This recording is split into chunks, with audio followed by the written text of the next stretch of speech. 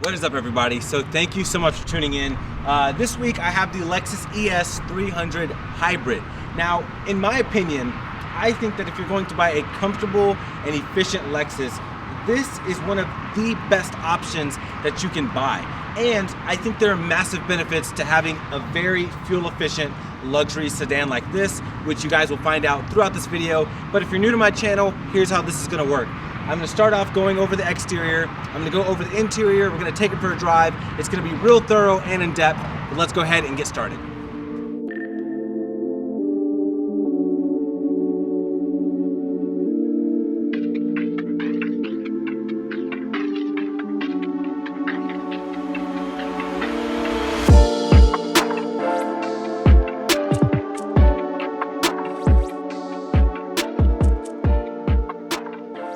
All right, everyone, let's go ahead and check out the 2020 Lexus ES300 Hybrid Ultra Luxury. Now, this trim level starts off at around $45,810, which is actually a really good price considering what this vehicle comes with standard. Now, this one is obviously fully loaded because it's a press vehicle, and usually they'll send me the highest spec'd out option. So this one is $55,840.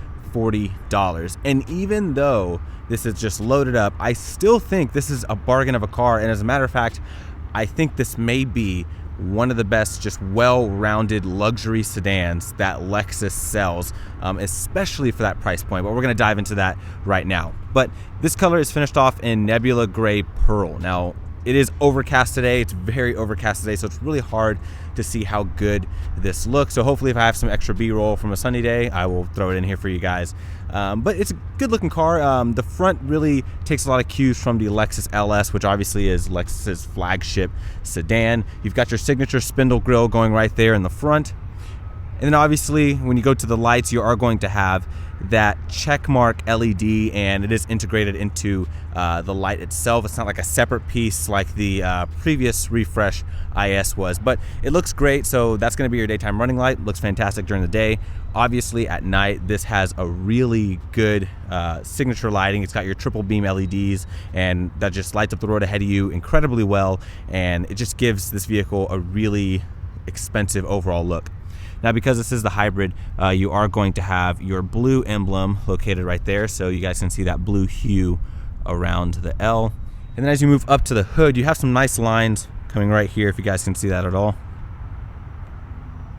And then as we come to the wheels, you're going to have this pretty good wheel design. It's not anything too flashy, too out there, but it does fit the car, and for someone who wants just a nice understated look, this is going to provide you with that look. Now, as for the wheels, these are going to be 18-inch wheels, and these are wrapped in Bridgestone tires, and the tires do a pretty good job of giving you just a nice plush feel on the road during everyday driving. Now, as we move back, the side profile is pretty nice. Once again, it falls directly in line with like the Lexus LS and all the rest of the sedans, and I do like how this does have its slightly own unique look to it, especially as you come to this rear quarter panel.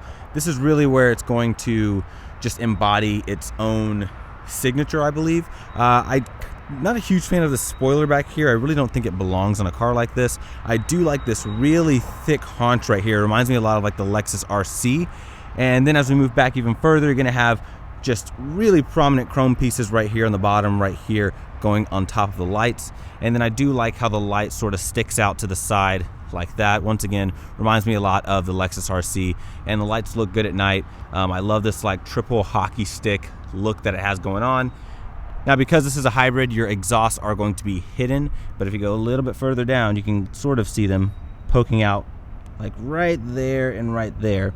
And you can't rev this, so I would let you guys hear what it sounds like, but because it is the hybrid, Toyota and Lexus vehicles do not let you rev it, so you cannot hear what it sounds like, at least at a standstill. All right, guys, so as we go into the inside of the Lexus ES, it is going to have a lot of good door materials. So, for example, if I come right here, you guys can hopefully see, you're going to have some soft touch leather going all right here, so this whole area is just going to be super soft touch, so hopefully you guys can see that right there.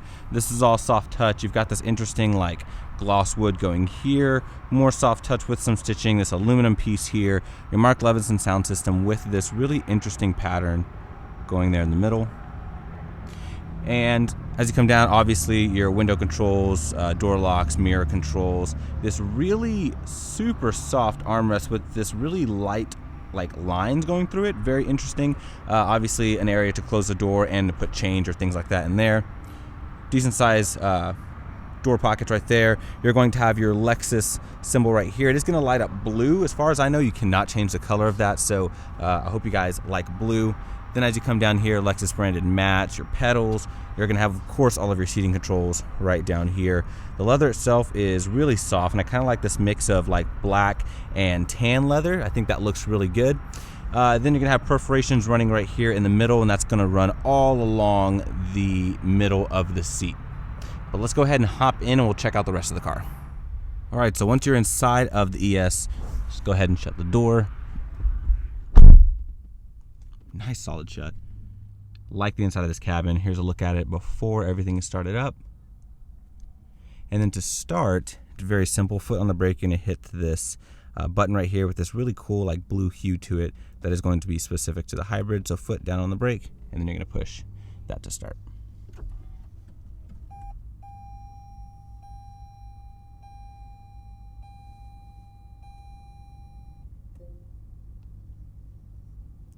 And then here's a look at the middle screen whenever that starts up. I think it looks really cool as well. Now, let's go ahead and start with the steering wheel. So I like the look of the steering wheel. It's got this really just ridiculously soft leather on this side, this side, this side, and it's gonna run all behind this gloss wood right here. And if I get a little bit closer to that wood, it looks really good. You have stitching right in between here as well. And just the grip on it is really nice. I love the way it feels in your hands. It's fantastic. Over here, cruise control, adaptive cruise, you do have all of that. You also have your lane centering right here, and it does an incredible job. I'll show you guys more of that when we take it out to drive. All of your commands to control the middle screen, and then you're gonna have your media commands, voice commands, and then phone commands. Paddle shifters right back here, which you can use, though I don't really suggest it in this car. And then automatic wipers, you're gonna have automatic lights in here as well, and you're gonna push this outside button to turn on your automatic high beams right there. Now let's go ahead and look at this screen. It's very simplistic if you guys have never used this generation system. It's really, really like similar to what you get in the LS. As a matter of fact, I wanna say it's exactly the same, but they do have their unique differences. Now if I hit the back button, I can use those arrows to scroll between that screen there on the right. That's going to show me crucial information like my energy monitor and just different things like that, how many miles I have left, and yeah, so it's pretty cool and very simplistic to read. And the middle area is going to change depending on what mode you're in. So using this mode selector located right here, you have sport up, push in the middle for normal, push down for eco. So right now we are in eco. Push in the middle for normal. Doesn't really change much.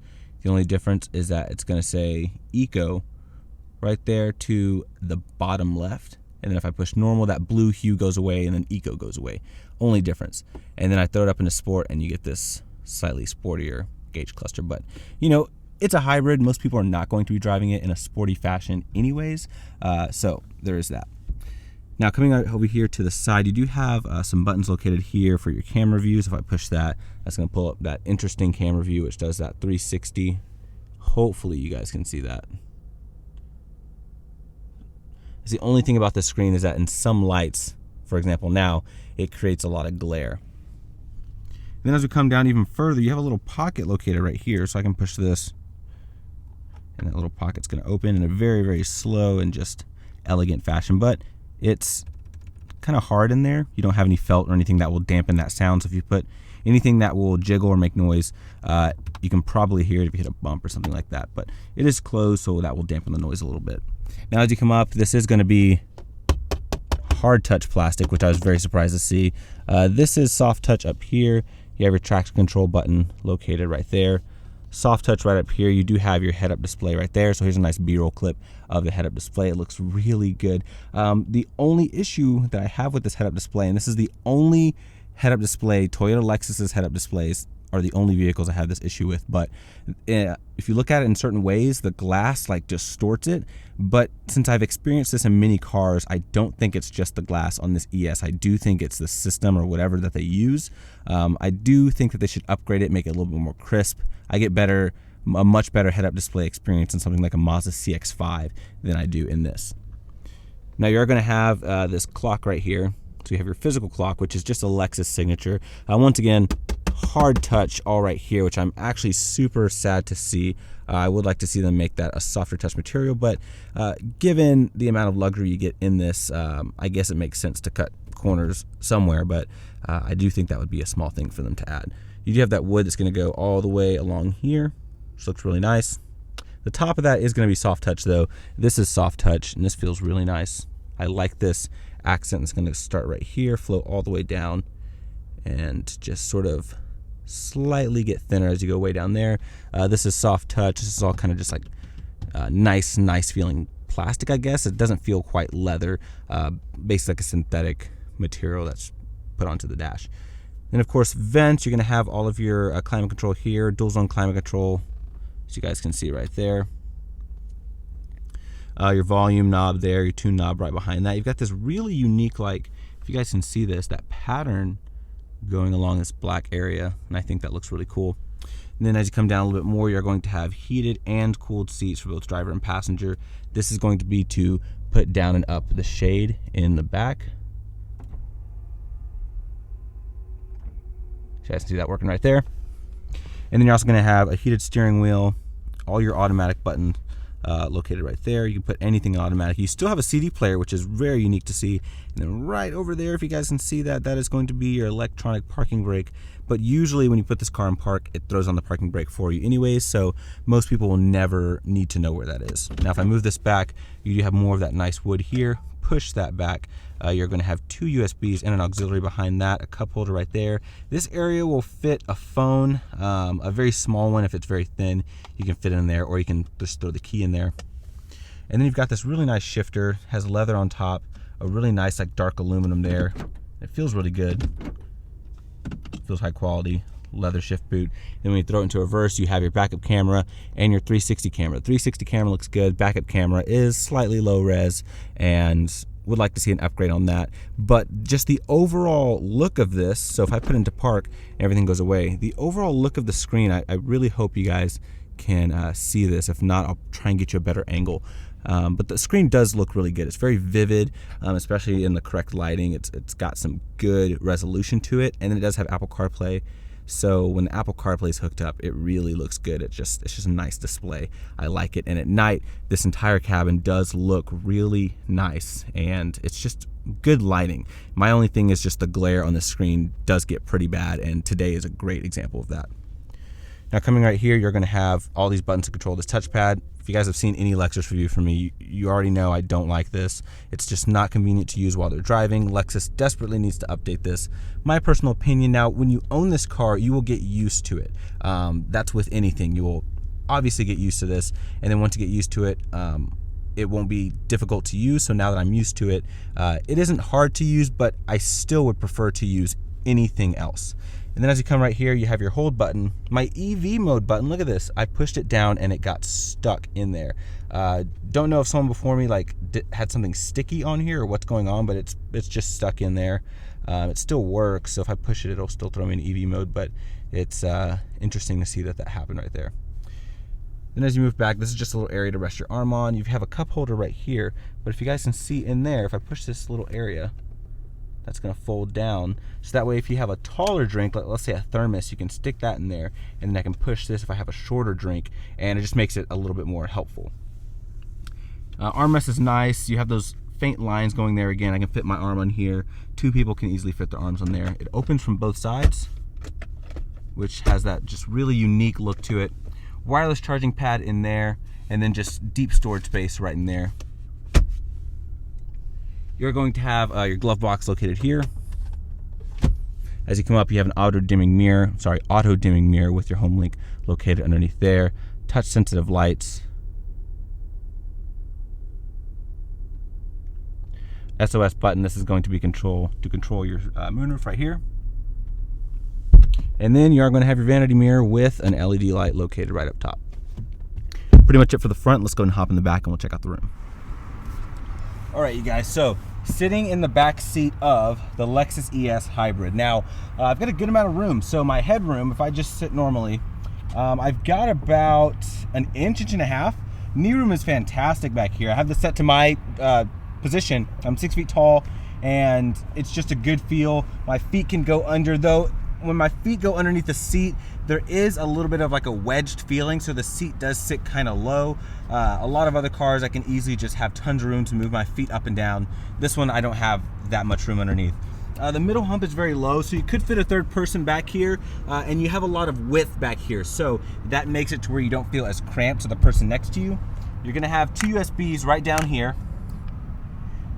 You're gonna have a 12 volt, and then of course you have your 2 vents located right above that. Now folding down the armrest, very big armrest. You've got plenty of just real estate right back here to rest your arm on. No big deal. You fold that forward. You have like the deepest cup holders I've ever seen. I mean, I can fit almost like my whole fist in there. It's crazy how deep those are.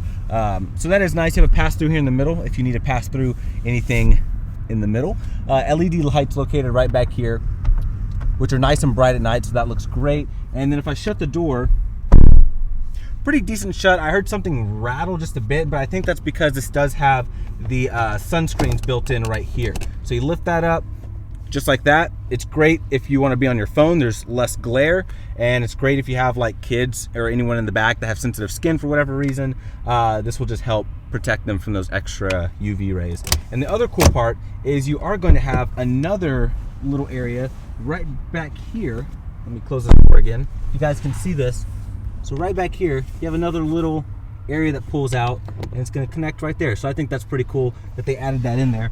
And yeah, it's just a good place to be. The door materials don't take a hit compared to the front, so it's still gonna be the exact same quality of materials back here as the front. But that's pretty much gonna be it for the rear. Let's go ahead and check out the trunk. Okay, so coming to the back of the Lexus ES Hybrid. Now there is a button located here, and you're just gonna push that. And it is an automatic lift gate, so that is going to lift up for you. And you have a very wide opening to get into here, though this area is a little shallow, so if you have big boxes, that may be a challenge for you to put in there. My only suggestion would be to fold the seats down and maybe put it in that way. Now, as you come back here, you're going to have like some hooks right here. These are for putting like groceries and things like that in. I actually had an opportunity to put groceries back here, and you can fit a ton back here, so there's a lot of space. The other cool thing is if you lift up this, you have this little hook area, if I can pick that up, and you are going to have your jack assembly equipment right there. And then if I lift up this guy, you are going to have a spare, but it's it's like an aftermarket like Honda rim. That's what it feels like. So it's pretty random that you have this like JDM like tuner car style rim. I think it's pretty funny. But yeah, we just slide that back underneath here, if I can, in a very ungraceful fashion. And yeah, it's a pretty good amount of space. And obviously you have your escape here. That way you guys aren't tempted to lock anyone in the back. And then you have your button here to close it. So let's go ahead and see what powers this hybrid.